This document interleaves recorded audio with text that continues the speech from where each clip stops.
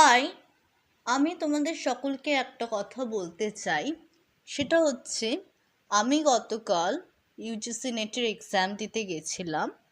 সেখানে গিয়ে আমার মায়ের একজন আন্টির সঙ্গে দেখা হয়েছে, যে অভয়া দিদির বাড়ির কাছাকাছি থাকেন।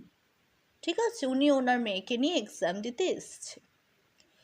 তো উনি বললেন যে অভয়া দিদি নাকি ওখানকার একটা মেডিকেল শপে অ্যাজ এ ডক্টর বসতেনও।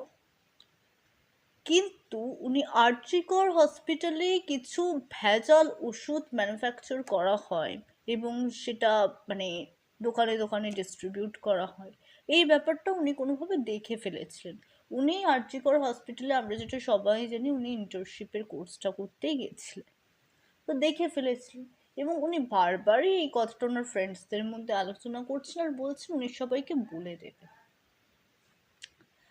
দেখো বন্ধুরা, যেটা হয়ে গেছে খুবই দুঃখের কথা, কিন্তু আমি একটাই কথা বলবো, আজকে দিদিটা আমাদের মাঝখানে নেই, কিন্তু হচ্ছে কি, ইউটিউবে অনেক লোক এটাকে নিয়ে অনেক কন্টেন্ট বানাচ্ছে, অনেক লোক প্রোটেস্টও করছে, কিন্তু আলটিমেটলি হয়তো আমরা জাস্টিসও পাবো।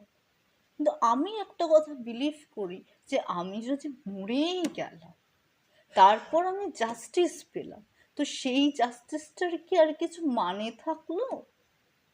আমি তো কষ্ট পেয়ে মারা গেলাম রে বাবা। কাজে একা কোনো ব্যাপারে ভাই প্রোটেস্ট করতে যেও না।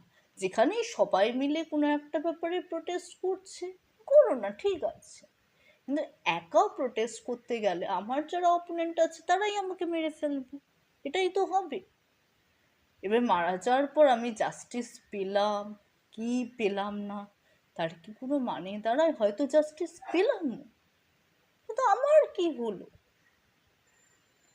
কাজে এই সমস্ত ব্যাপারগুলো আর করো না,